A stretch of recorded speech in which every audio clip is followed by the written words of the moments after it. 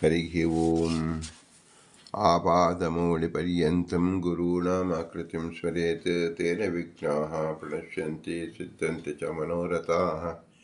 श्रीगुरुभ्यो नमः। परमगुरुभ्यो नमः। श्रीमदानन्दतीर्थभगवत्पादाचार्यगुरुभ्यो नमः।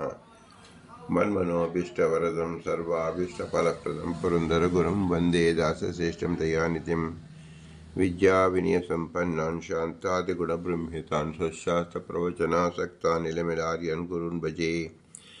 पृथ्वीमण्डलमध्यस्याः पूर्णबोधमतानुगाः वैष्णवाः विष्णुहृदयाः तान् नमस्ये गुरुमम। हरिः ओಂ श्रीशाः पाहि ಅನಂತಕೋಟಿ ಎಂಬುದು ಶ್ರೀ ಪುರಂದರದಾಸ ರಚಿಸಿದ ಭವ್ಯ ಗ್ರಂಥ 180 ಗಜ್ಜೆಗಳು. 82ನೇ ಗಜ್ಜದಿಂದ 92ನೇ ಗಜ್ಜ ನಾವು ಚಿಂತಿಸುತ್ತಿದ್ದೆವು. ಅಕ್ರೂರ ವರದ, ಅಂಬರೀಷ ವರದ, ನಾರದ ವರದ, ಪ್ರಹ್ಲಾದ ವರದ, ಗಜೇಂದ್ರ ವರದ, ಮುಚುಕುಂದ ವರದ, ಧ್ರುವ ವರದ, ವಿಭೀಷಣ ವರದ, ಪುಂಡರೀಕ ವರದ, ಪರಾಶರ ವರದ ಎಂಬುದೇ ಆ 10 ಜನ ವರದರು. ಈ 10 ವರದರನ್ನು ನೆನಪಿಸುವ ಮೂಲಕ ಶ್ರೀ ಪುರಂದರದಾಸರು ಜೀವಾಹ ಅನಂತಗಣಾಹ ಹರೇರನುಚರಾಹ ಎಂಬ ತತ್ವವನ್ನು ತಿಳಿಸುತ್ತಿದ್ದಾರೆ. ಹರೇರನುಚರಾಹ ಎಂಬುದರಿಂದ ಅನುಚರರು ಅಂದರೆ ಅವರಲ್ಲಿ ತಾರತಮ್ಯ ಭಾವನವಿದೆ, ಎಲ್ಲರೂ ಭಗವಂತನ ಅಧೀನರು ಎಂಬುದನ್ನು ತೋರಿಸಲು ಕೊಟ್ಟಿದ್ದಾರೆ. ಆದ್ದರಿಂದ ಜೀವನಲ್ಲಿ ಅನುಚರತ್ವ ತಾರತಮ್ಯವಿದೆ. ಹಾಗಾದರೆ ಭಗವಂತನಲ್ಲಿ ಏನಿದೆ ಅಂದರೆ ಭಗವಂತನ ಗುಣೋತ್ಕೃಷ್ಟತೆ ಇದೆ. ಆ ಗುಣವನ್ನು ಉತ್ಕೃಷ್ಟತೆಯನ್ನು ತಿಳಿಯುವುದು ನಮ್ಮ ಧರ್ಮ. ಲಕ್ಷ್ಮೀದೇವಿಯು ಜೀವಳಾಗಿದ್ದರೂ ಸಹ ಅವಳು ನಿತ್ಯ ಮುಕ್ತಳು, ಅವಳಿಗೆ ಸಾಧನ ಎಂಬತಕ್ಕಂಥದ್ದೇ ಇಲ್ಲ. ಆದ್ದರಿಂದ ನಾನು ವಿಶೇಷ ಆಕಾರವೇ ಚಿಂತಿಸಬೇಕು. ತಾರತಮ್ಯದಲ್ಲಿ ಅತಿ ಮುಖ್ಯ ಪಾತ್ರವಾಗಿ ಭಗವಂತ ಮತ್ತು ಲಕ್ಷ್ಮೀದೇವಿಯನ್ನು ನೀಚ ಉತ್ತಮದಲ್ಲಿ ನಾವು ಸೇರಿಸಬಾರದು. ಏಕೆಂದರೆ ಅವರಿಗೆ ಮುಕ್ತ ಜೀವರು, ಮುಕ್ತರು, ಸ್ವತಂತ್ರ ಈಶಕೋಟಿಯಲ್ಲಿರ್ತಕ್ಕಂಥವರು. ಭಗವಂತ ಸರ್ವತಂತ್ರ ಸ್ವತಂತ್ರನಾದರೆ ಭಗವಂತನ ನೇರವಾದ ಅಧೀನದಲ್ಲಿರ್ತಕ್ಕಂಥವಳು ಲಕ್ಷ್ಮೀ. ಆದ್ದರಿಂದ ಭಗವಂತನಿಗೂ ಲಕ್ಷ್ಮಿಗೂ ಯಾವ ಕಾಲದಕ್ಕೂ ವಿರೋಧ ಎಂಬುದೇ ಇರುವುದಿಲ್ಲ. ಆದ್ದರಿಂದ ನಾವು ಅಲ್ಲಿ ಯಾವ ತಾರತಮ್ಯ ಚಿಂತನೆ ನಡೆಸಬಾರದು. ಅಂದರೆ ಅವರಲ್ಲಿ ನೀಚರು, ಉಚ್ಚ ಭಾವ ಎಂಬತಕ್ಕಂಥದ್ದು ತಿಳಿಯಬಾರದು. ಅವರ ಕೆಳಗಡೆ ಇರತಕ್ಕಂಥ ಸಮಸ್ತ ಜೀವರಲ್ಲಿ ನಾವು ತಿಳಿಯಬೇಕು. ಭಗವಂತ ಮತ್ತು ಲಕ್ಷ್ಮಿಯನ್ನು ಉನ್ನತ ಕಕ್ಷದಲ್ಲಿ, ಉನ್ನತ ರೀತಿಯಲ್ಲಿ, ಉನ್ನತ ಪದವಿಯಲ್ಲಿ ಇಟ್ಟು ನಾವು ನಮಸ್ಕರಿಸಿಕೊಳ್ಳಬೇಕು. ಇಂತಹ ಉನ್ನತತ್ವ ನಾವು ಚಿಂತನೆ ಮಾಡುತ್ತಿರುವಾಗ ಮುಂದಿನ ಚಿಂತನೆ, ಪರಮಾತ್ಮನಿಗೆ ಪರಮ ಸೂಕ್ಷ್ಮ ಸಮರ್ಥನೆ ಹೇಗೆ ಮಾಡ್ತೀರಾ ಎಂಬ ಒಂದು ಪ್ರಶ್ನೆ ಬಂದರೆ, ಬುದ್ಧಿಪೂರ್ವಕವಾಗಿ ಪರಮಾಣುಗಳ ಅಂಶ ವಿಭಾಗ ಮಾಡಿ ಆ ಅಂಶಗಳ ಪುನಃ ವಿಭಾಗ ಮಾಡಲು ಅಶಕ್ಯವಾದಾಗ, ಅಂದರೆ ಅವುಗಳ ಅವಧಿ ಇಷ್ಟು ಎಂದು ನಿರ್ಧಾರ ಮಾಡಲು ಶಕ್ಯವಿಲ್ಲದಿರುವಾಗ, ರಮಾದೇವಿಗೆ ಸರ್ವ ಪದಾರ್ಥದಿಂದ ಸೂಕ್ಷ್ಮತ್ವವು, ಶ್ರೀಹರಿಗೆ ಅವಳಿಗಿಂತ ಅತಿ ಸೂಕ್ಷ್ಮತ್ವವು ಹೇಳುವುದು ಹೇಗೆ? ಅಂದರೆ ಪರಮಾಣುವಿನ ಸೂಕ್ಷ್ಮತ್ವವನ್ನೇ ಕಾಣದಿರುವಾಗ ರಮಾದೇವಿಗೂ ಹರಿಗೂ ಪರಮಾಣುವಿನಿಂದ ಸೂಕ್ಷ್ಮತ್ವ, ಪರಮ ಸೂಕ್ಷ್ಮತ್ವ ಹೇಳುವುದು ಹೇಗೆ? ಈ ವಿಷಯದಲ್ಲಿ ದೃಷ್ಟಾಂತವೇ ಇಲ್ಲ ಎಂಬ ಭಾವ ಎಂದು ಕೇಳಿದರೆ ಇದು ಸತ್ಯ. ಮೇರು ಪರ್ವತ ಸಾಸಿವೆಗಳಿಗೆ ಅಪರ್ಯವಸಿತ ಅಂಶಗಳಿದ್ದರೂ ಮೇರುವನ್ನು 10 ವಿಭಾಗ ಮಾಡಿ, ಮತ್ತೆ ಅದರ ವಿಭಾಗವನ್ನು 10 ವಿಭಾಗ ಮಾಡಿ, ಆ ವಿಭಾಗವನ್ನು ಪುನಃ 10 ವಿಭಾಗಿಸಿ, ಅದರಂತೆ ಸಾಸಿವೆಯನ್ನು 10 ಅಂಶ ಮಾಡಿ, ಆ 10 ಅಂಶವನ್ನು ಮತ್ತೆ 10 ವಿಭಾಗಿಸಿ, ಅದನ್ನು ಪುನಃ 10 ವಿಭಾಗಿಸಿದಲ್ಲಿ ಮೇರು ಸಾಸಿವೆಗಳಿಗೆ ವಿಭಾಗ ಪರ್ಯವಸಾನ ಆಗದಿರುವುದು ಸಮಾನವಾದರೂ, ಮೇರುವಿನ ಅಂಶದ ಅಣುತ್ವದಿಂದಲೂ ಸಾಸಿವೆಯ ಅಂಶದ ಅತಿ ಅಣುವು ಆಗಿರುತ್ತದೆ. ಏಕೆಂದರೆ ವಾಸ್ತವಿಕವಾಗಿ ಮೇರು ಪರ್ವತವು ಸಾಸಿವೆಯಿಂದಾಗಲಿ ಮಹತ್ವವಾಗಿಯೇ ಇರುತ್ತದೆ. ಕಾರಣ ಮೇರುವಿನ ಅಂಶಾಂಶಗಳು ಮಹತ್ವವಾದಗಳಾಗಿರುತ್ತದೆ. ಸಾಸಿವೆಯ ಅಂಶಾಂಶಗಳು ಸಾಸಿವೆಯ ಸೂಕ್ಷ್ಮವಾದ ಕಾರಣ ಅದರ ಅಂಶಾಂಶವು ಮೇರುವಿನ ಅಂಶಾಂಶಗಳಿಂದ ಸೂಕ್ಷ್ಮವಾಗಿ ಇರುತ್ತದೆ. ಅದರಂತೆ ಪ್ರಕೃತದಲ್ಲಿ ಪರಮಾಣು ಅಂಶಾಂಶ ವಿಭಾಗ ಮಾಡಿದಲ್ಲಿ ಅದರ ಅಂಶದಿಂದಲೂ ಲಕ್ಷ್ಮಿಯು ಅಂಶವು ಕಾರಣ ಲಕ್ಷ್ಮಿಯ ಸೂಕ್ಷ್ಮ ರೂಪವುಳ್ಳವಳಾಗುತ್ತಾಳೆ. ಆದರೆ ಪರಮಾತ್ಮನ ಅಂಶಾಂಶವೇ ಸ್ಥೂಲವಾಗುತ್ತದೆ. ಈ ಲಕ್ಷ್ಮಿಯ ಸೂಕ್ಷ್ಮತೆಯಿಂದಲೂ ಪರಮಾತ್ಮನ ಸೂಕ್ಷ್ಮವು ಅತೀ ಸೂಕ್ಷ್ಮವು, ಪರಮಾತ್ಮನ ರೂಪವು ಅತೀ ಸೂಕ್ಷ್ಮವು. ಈ ಪ್ರಕಾರ ಮೇರು ಸರ್ಷಪ ದೃಷ್ಟಾಂತದಿಂದ ಪರಮಾತ್ಮನ ಅತಿ ಸೂಕ್ಷ್ಮತೆಯನ್ನು ತಿಳಿಯಬೇಕು. ಹೀಗೆ ಹೇಳಿದ ದೃಷ್ಟಾಂತ ಬುದ್ಧಿಗೆ ನಿಲುಕುವುದಾಗಿದೆ ಎಂಬ ಭಾವ. ಅಂದರೆ ನಮ್ಮ ಬುದ್ಧಿಗೆ ಅದು ಸಿಗುವುದಿಲ್ಲ ಅಂದರ್ಥ. ವಾಸ್ತವಿಕವಾಗಿ ಹೇಳಬೇಕಾದರೆ ಅವ್ಯಾಕೃತ ಆಕಾಶಾದಿಗಳು ಪರಮ ಮಹತ್ವ ಪದಾರ್ಥಗಳು. ಅದರಿಂದಲೂ ಪರ್ಯವಸಾನ ಹೊಂದದ ಪರಮಾಣು ಅಂಶಗಳಿಗೆ ಎಂಥ ಅಣುತ್ವವೋ ಅದೇ ಪ್ರಕಾರವಲ್ಲ. ಆದರೆ ಅದರಿಂದಲೂ ಅತ್ಯಂತ ಅಣುವು ರಮಾರೂಪಕ್ಕೆ, ರಮಾರೂಪದ ಪರಮಾಣು ರೂಪಗಳಿಗೆ ಯಾವ ಸದೃಶ ವ್ಯತ್ಯಾಸವಿದೆಯೋ ಅಂಥ ವ್ಯತ್ಯಾಸವೇ ಭಗವಂತನ ಅಣುರೂಪಕ್ಕೆ ಇದೆ ಎಂದು ತಿಳಿಯಬಾರದು. ಆದರೆ ಬುದ್ಧಿಗೆ ಗೋಚರವಾಗದ ಶಬ್ದಗಳಿಗೂ ತಿಳಿಯದ ರಮಾದಿಗಳಿಗೂ ಮನಸ್ಸು ವಾಕ್ಯಗಳಿಗೆ ಗೋಚರಿಸಿದ ಅತ್ಯಂತ ಅಣುತ್ವವು ಪರಮಾತ್ಮನದ್ದು ಎಂದು ತಿಳಿಯಬೇಕು. ಮಹತ್ತಿನಿಂದ ಮಹತ್ತಾದ ಶ್ರೀಹರಿಗೆ ಈ ಅತಿ ಸೂಕ್ಷ್ಮ ರೂಪ ಅಣುತ್ವ ಅಚಿಂತ್ಯ ಶಕ್ತಿಯಿಂದ ನಿರ್ವಾಹ ಮಾಡಲು ಯೋಗ್ಯವು. ಈ ಕಾರಣದಿಂದ ಲಕ್ಷ್ಮೀದೇವಿಯ ವ್ಯಾಪ್ತಿಯು ಅವ್ಯಾಕೃತ ಆಕಾಶ ಪರ್ಯಂತದ ಎಂದು ತಿಳಿಯಬೇಕು. ಇದು ಲಕ್ಷ್ಮೀದೇವಿಯ ಪರಮ ಸೂಕ್ಷ್ಮ ಚಿಂತನೆಯಾಗಿದೆ. ನಾವು ಇಷ್ಟು ತಿಳಿದಾಗ ನಮ್ಮ ಬುದ್ಧಿಗೆ ಏನೂ ಸಿಕ್ಕುವುದೇ ಇಲ್ಲ.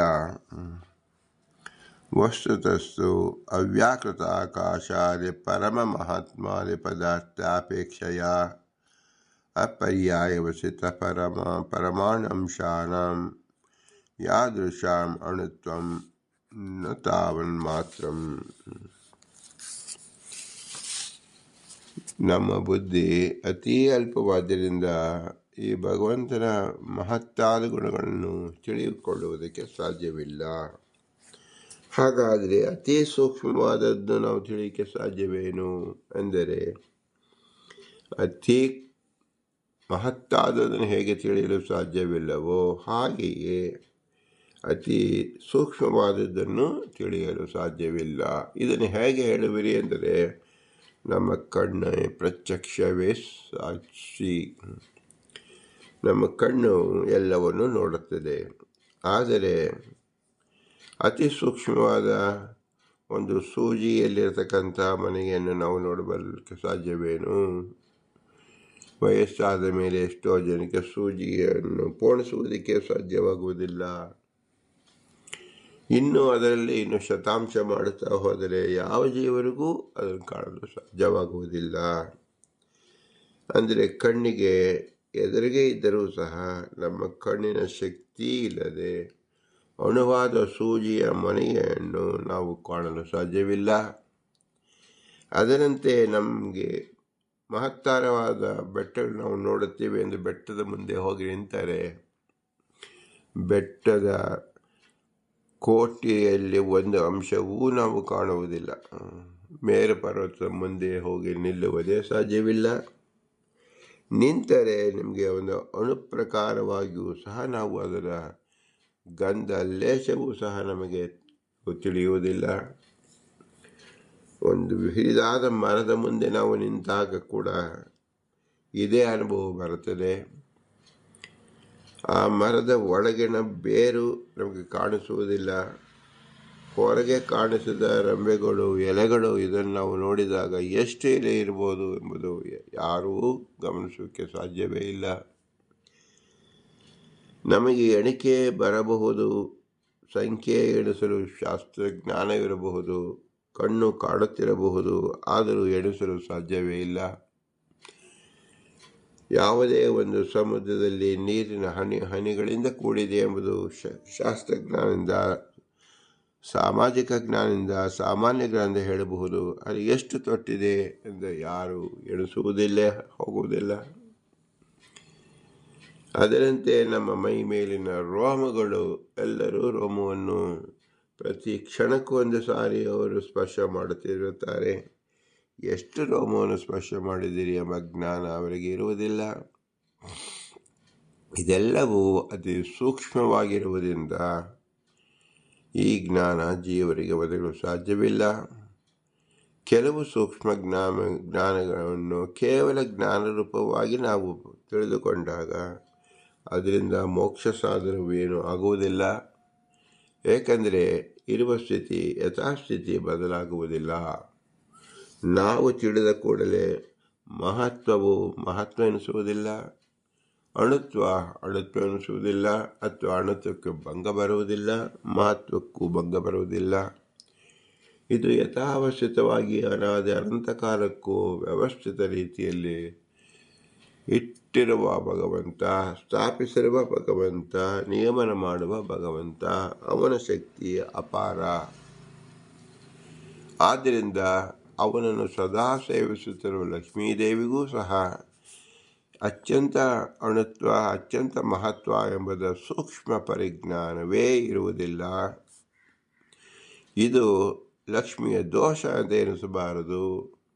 ಭಗವಂತನ ಮುಂದೆ ಎಲ್ಲರೂ ಅಲ್ಪರು ಎಂಬುದನ್ನು ಮಾತ್ರ ನಾವು ತಿಳಿದುಕೊಳ್ಳಬೇಕು. ವಿದ್ಯಾರ್ಥಿ ಒಂದು ಪರೀಕ್ಷೆಯಲ್ಲಿ 100ಕ್ಕೆ 100 ಅಂಕ ಪಡೆದ ಮೇಲೆ ಮತ್ತೊಂದು ವಿದ್ಯಾರ್ಥಿ 99 ಪಡೆದಾಗ ಈ ವಿದ್ಯಾರ್ಥಿಯನ್ನು ಆ ವಿದ್ಯಾರ್ಥಿಯನ್ನು ಹೋಲಿಸಬಾರದು. ಅವನು ಪೂರ್ಣ ಅಂಕವನ್ನೇ ಪಡೆದಿದ್ದಾನೆ, ಇವನು ಈ ಕಾಲದಲ್ಲಿ ಪೂರ್ಣ ಅಂಕವನ್ನೇ ಪಡೆದಿದ್ದಾನೆ ಅಂತ ಹೇಳಬೇಕು. ಹಿಂದಿನ ಕಾಲದಲ್ಲಿ 60 ಅಂಕವೇ ಪೂರ್ಣ ಅಂಕ, 100 ಅಂಕ ಎನಿಸಿಕೊಳ್ಳುತ್ತಿತ್ತು. ಈಗ 100 ಅಂಕವೇ 100 ಎನಿಸಿಕೊಳ್ಳುತ್ತದೆ. ಇದು ಆಯಾ ದೇಶ, ಕಾಲ ಮತ್ತು ವಿಷಯದಿಂದ ತೀರ್ಮಾನವಾಗುತ್ತದೆ. ಹಾಗಾದರೆ ವ್ಯವಸ್ಥಿತವಾಗಿ ಪೂರ್ಣತ್ವ ಮತ್ತು ಅಲ್ಪತ್ವ ಎಂಬತಕ್ಕಂಥದ್ದು ಇದೆಯೋ ಇಲ್ಲವೋ ಎಂದರೆ ಇದೆ. ಅದನ್ನು ತಿಳಿಯುವ ಯೋಗ್ಯತೆ ನಮ್ಮದಲ್ಲ. ರಮಾದೇವಿಗೂ ತಿಳಿಯದ ಅತ್ಯಂತ ಸೂಕ್ಷ್ಮ ಭಾಗವಿದೆ, ರಮಾದೇವಿಗೂ ತಿಳಿಯದ ಅತ್ಯಂತ ಸ್ಥೂಲ ಭಾಗವಿದೆ. ಅದು ಭಗವಂತ ಮಾತ್ರ ಆಗಿದ್ದಾನೆ, ಭಗವಂತನ ಅಧೀನದಲ್ಲಿದೆ ಎಂದು ನಾವು ತಿಳಿಯಬೇಕು. ಇದರಿಂದ ಗುಣತಾರತಮ್ಯ, ಭಗವಂತನ ಉತ್ಕರ್ಷತೆಯನ್ನು ತಿಳಿಯುವ ಮೆಟ್ಟಲಾಗಿದೆ. ನಾವು ಯಾವ ಶಬ್ದದಿಂದಲೂ ಭಗವಂತನನ್ನು ತಿಳಿಸಲು ಸಾಧ್ಯವಿಲ್ಲ ಎಂದಾಗ ಎಲ್ಲ ಶಬ್ದ ವ್ಯರ್ಥ ಎಂದಲ್ಲ ಅರ್ಥ. ಯಾವ ಶಬ್ದಕ್ಕೂ ಭಗವಂತನನ್ನು ಪೂರ್ಣವಾಗಿ ಸಾಂಕಲ್ಯವಾಗಿ ತಿಳಿಸಲು ಯೋಗ್ಯತೆ ಇಲ್ಲ ಎಂದರ್ಥ.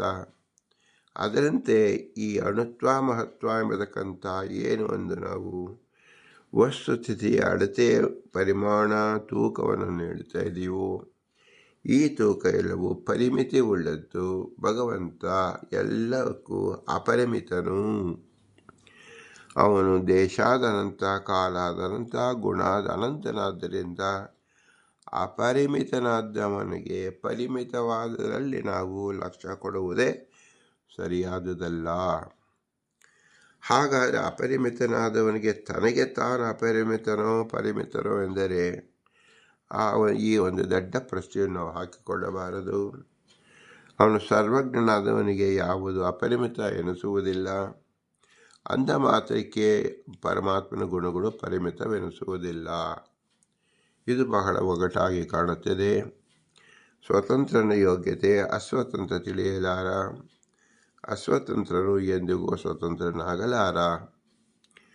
ಇದನ್ನು ನಾವು ಚೆನ್ನಾಗಿ ತಿಳಿದಾಗ ತಾರತಮ್ಯ ಮತ್ತು ಜೀವರ ಯೋಗ್ಯತೆಯ ತಳಸ್ಪರ್ಶ ನಮಗೆ ಅನುವಾಗುತ್ತದೆ. ಯಾವ ಜೀವರು ಎಷ್ಟು ಕಾಲ ತಪಸ್ಸು ಮಾಡಿದರೂ, ಸಾಧನೆ ಮಾಡಿದರೂ ಭಗವಂತನಾಗಲಾರರು. ಭಗವಂತ ಯಾವ ತಪಸ್ಸು ಮಾಡಬೇಕಾಗಿಲ್ಲ. ಅವರು ಯಾವ ಪದವಿಯನ್ನು ಹೊಸದಾಗಿ ಪಡತಕ್ಕಂಥ ವಿಷಯವೇ ಇಲ್ಲ. ಇದನ್ನು ಶಾಸ್ತ್ರದಲ್ಲಿ ಹೇಳಿರುವುದರಿಂದ ನಾವು ಅದರಂತೆ ತಿಳಿಯಬೇಕೇ ಹೊರತು ನಾವು ಭಗವಂತನನ್ನು ಹಿಡಿದು ಅವನನ್ನು ಪರೀಕ್ಷಿಸಿ ಇವನು ಪೂರ್ಣನಾಗಿದ್ದಾನೆ, ಸರ್ವಜ್ಞನಾಗಿದ್ದಾನೆ ಎಂಬತಕ್ಕಂಥದ್ದು ಪೂರ್ಣ ನಮ್ಮ ದೂರತೋಪಾಸ್ತ್ಯ ಅಂದರೆ ಆಗಲಾರದ ವಿಷಯವಾಗುತ್ತದೆ. ಹಾಗೆ ಭಗವಂತ ಅಪರಿಮಿತ ಗುಣವುಳ್ಳವನು ಅಂತ ಹೇಳತಕ್ಕಂಥದ್ದನ್ನು ಕೇವಲ ಶಬ್ದದಲ್ಲೇ ತಿಳಿಯಬೇಕು. ಅರ್ಥದಲ್ಲಿ ತಿಳಿಯಲು ಯಾವ ಜೀವರು ಸಮರ್ಥರಲ್ಲ ಎಂಬುದನ್ನು ಸರಿಯಾಗಿ ತಿಳ್ಕೊಳ್ಳಬೇಕು. ಇಂತಹ ವಿಶೇಷ ಜ್ಞಾನವನ್ನು ಬೋಧಿಸುವ ಶ್ರೀ ಪುರಂದರದಾಸರಿಗೆ ಅನಂತಾನಂತ ನಮಸ್ಕಾರಗಳನ್ನು ಸಲ್ಲಿಸುತ್ತಾ ಅವರ ಅಂತರ್ಯಾಮಿ ಪುರಂದರ ವಿಠಲರಿಗೆ ಭೂಯಿಷ್ಠ ಅಂದರೆ ನಮ್ಮ ಮುಕ್ತಿಮಿದೇಮ ಅಂತ ಹೇಳಿ, ಇಂತಹ ವಿಶೇಷ ಜ್ಞಾನ ಒದಗಿಸಲು ಸಾಧ್ಯವಾದದ್ದು ಕೇವಲ ಮನುಷ್ಯ ಜನ್ಮದಲ್ಲಿ ಮಾತ್ರ.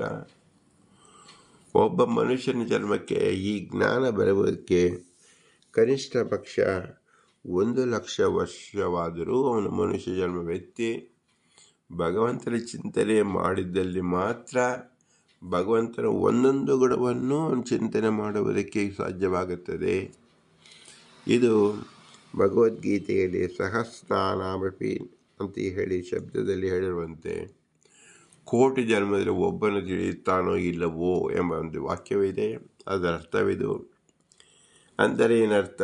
1,00,000 ಜನ್ಮದಲ್ಲಿ ಭಗವಂತನ ಆರಾಧನೆ ಮಾಡಿದ್ದಲ್ಲಿ ಅದರ ಪರಿಪಾಕದಿಂದ ಭಗವಂತನ ಉತ್ಕೃಷ್ಟತೆಯನ್ನು ತಿಳಿಯುವ ಜ್ಞಾನ ಈ ಮನುಷ್ಯ ಜನ್ಮಕ್ಕೆ ಬರುತ್ತದೆ ಎಂದು ಹೆಸರು. ಇದರಿಂದ ಏನು ಸಿದ್ಧವಾಗುತ್ತದೆ ಅಂದರೆ ಈ ಮನುಷ್ಯ ಜನ್ಮ ಇದೇ ಮೊಟ್ಟಮೊದಲ ಜನ್ಮ ಅಲ್ಲ, ಹಿಂದೆ ಅನಂತ ಜನ್ಮಗಳಾಗಿದೆ, ಮುಂದೆ ಅನಂತ ಜನ್ಮ ಬರೋಕ್ಕಿದೆ. ಆದ್ದರಿಂದ ನಾವು ಈ ಮನುಷ್ಯ ಜನ್ಮದಲ್ಲಿ ಬಂದಾಗ ಎಲ್ಲರೂ ಅವರ ತಂದೆ ತಾಯಿಗಳ ಆಶೆ ಪಡೆದಿರುತ್ತಾರೆ, ಅವರ ಅನುಗ್ರಹ ಸಂಪಾದನೆ ಮಾಡಿರುತ್ತಾರೆ, ಅವರ ಋಣವನ್ನು ಪಡೆದಿರುತ್ತಾರೆ. ಆದ್ದರಿಂದ ಆ ಋಣವನ್ನು ನಾವು ಹೇಗೆ ತೀರಿಸುವುದು? ಸ್ಮರಣಪೂರ್ವಕವಾಗಿ ತೀರಿಸಬೇಕು. ಆದ್ದರಿಂದ ಈ ಜನ್ಮಕ್ಕೆ ಕಾರಣಕರ್ತರಾದ ತಂದೆ ತಾಯಿಗಳ ಅನುಗ್ರಹ ರೂಪವನ್ನು ಸ್ಮರಿಸಬೇಕು. ಗುರು ಹಿರಿಯರು ಅವರ ತಂದೆ ತಾಯಿ ಇರುವಿಕೆ ನೆರವಾದ್ದರಿಂದ ಅವರ ಅನುಗ್ರಹ ರೂಪವನ್ನು ಸ್ಮರಿಸಬೇಕು. ಇವರಲ್ಲಿ ತತ್ವಾಭಿಮಾನ ದೇವತೆಗಳು ನೆಲೆಸಿದ್ದು ಇವರು ವಿಶೇಷ ಜ್ಞಾನವನ್ನು ಪ್ರಸಾರ ಮಾಡಿದ್ದರಿಂದ ಇದು ಸಾಧ್ಯವಾದ್ದರಿಂದ ಅವರ ಅನಂತಾನಂತ ಗುಣಗಳಿಂದ ಅವರನ್ನು ಸ್ಮರಿಸಿಕೊಳ್ಳಬೇಕು. ವಾಯುದೇವರು ಭಗವಂತನ ವಿಶೇಷ ಆಜ್ಞಾ ಪ್ರಕಾರ ಎಲ್ಲರಲ್ಲಿ ನಿಂತು ಈ ಜ್ಞಾನವನ್ನು ಪ್ರಸಾರ ಮಾಡಿದ್ರಿಂದ ಅವರು ಅತ್ಯಂತ ಮಹತ್ತಾದ ಭಗವಂತನ ಸೇವೆಯ ಮೂಲಕ ಎಲ್ಲ ಜೀವರ ಉದ್ಧಾರ ಕ್ರಿಯೆಯನ್ನು ಮಾಡುತ್ತಿದ್ದಾರೆ. ಅವರ ಅನುಗ್ರಹ ರೂಪವನ್ನು ಜೀವೋತ್ತಮನಾಗಿ ಮಾಡುತ್ತಿದ್ದಾರೆ ಎಂಬುದಾಗಿ ನಾವು ಸ್ಮರಿಸಿಕೊಳ್ಳಬೇಕು. ಆದರೂ ಇವರೆಲ್ಲರೂ ಅಸ್ವತಂತ್ರರು. ಸ್ವತಂತ್ರದ ಭಗವಂತ ಲಕ್ಷ್ಮೀನಾರಾಯಣ ಮಾತ್ರ. ಅವರಿಗೆ ನಾವು ಏನು ಕೊಡಲು ಸಾಧ್ಯವಿಲ್ಲ. ಅವರು ನೆನೆಯದೇ ಇದ್ದರೆ ನಮ್ಮ ಎಲ್ಲ ಜನ್ಮದ ಫಲವೂ ನಿಷ್ಫಲವಾಗುತ್ತದೆ. ಸತತಂ ಚಿಂತೆಗೆ ಅನಂತಕಾಲೇ ಅಂತಕಾಲೇ ವಿಶೇಷತಃ ಎಂದು ಶ್ರೀಮದಾನತೀರ್ಥರು ತಿಳಿಸಿರುವಂತೆ ಭಗವಂತನ ಪ್ರತಿ ಕ್ಷಣದಲ್ಲಿ ನಾವು ನೆನೆಸಿಕೊಳ್ಳಬೇಕು. ಇದೇ ಶ್ರೇಷ್ಠವಾದ ಬಿಂಬೋಪಾಸನೆ ಎನಿಸುವುದು. ನಮ್ಮ ಬಿಂಬ ಇಲ್ಲದ ಪ್ರತಿಬಿಂಬವಿಲ್ಲ. ಬಿಂಬ ದಯೆ ಎಂದರೆ ನಾವು ಪ್ರತಿ ಕ್ಷಣವೂ, ಪ್ರತಿ ಉಸಿರು, ಪ್ರತಿ ವಾಕ್ಯ, ಪ್ರತಿ ನುಡಿ, ಪ್ರತಿ ಕಣ ನೋಡುತ್ತಿರುವುದು ಎಂಬುದನ್ನು ತಿಳಿಸುತ್ತಾ ಆ ಬಿಂಬನಿಗೆ ಅರ್ಪಿಸುವುದೇ ಬಿಂಬೋಪಾಸನೆ ಎಂಬುದು ನಾವು ಮರೆಯಲೇಬಾರದು. ಅವನ ಋಣಿಯಾಗಿಯೇ ನಾವು ಬದುಕುತ್ತಿದ್ದೇವೆ ಎಂಬುದನ್ನು ತಿಳಿಯಬೇಕು. ಈ ಋಣವನ್ನು ತೀರಿಸೋಕ್ಕೋಸ್ಕರವಾಗಿ ಈಶಾವಾಸ್ಯೋಪನಿಷತ್ತಲ್ಲಿ ಶ್ರೀ ವೇದವ್ಯಾಸರು ತಿಳಿಸಿಕೊಟ್ಟಿದ್ದಾರೆ. ಭೂಯಿಷ್ಠಾಂತೆ ನಮ್ಮ ಮುಕ್ತಿಮಿದೇಮ, ಭೂಯಿಷ್ಠಾಂತೆ ನಮ್ಮ ಮುಕ್ತಿಮಿದೇಮ, ಭೂಯಿಷ್ಠಾಂತೆ ನಮ್ಮ ಮುಕ್ತಿಮಿದೇಮ ಎಂದು ಹೇಳಿ ವಿನಮ್ರವಾಗಿ ನಮಿಸೋಣ. ಇದರಿಂದ ಭಗವಂತ ಪ್ರೀತನಾಗುತ್ತಾನೆ.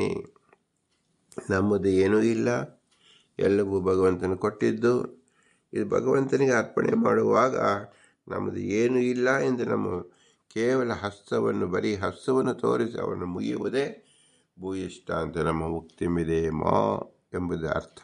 ಈ ಅರ್ಥಾನುಸಂಧಾನದಿಂದ ನಾವು ಭಗವಂತನ ಪಾದಾರವಿಂದಲ್ಲಿ ನಮಿಸಬೇಕು ಎಂಬುದೇ ತಾತ್ಪರ್ಯ. ಭಾರತೀಯ ಮುಖ್ಯ ಪ್ರಾಣಾಂತರದ ಶ್ರೀಕೃಷ್ಣಾರ್ಪಣಮಸ್ತು.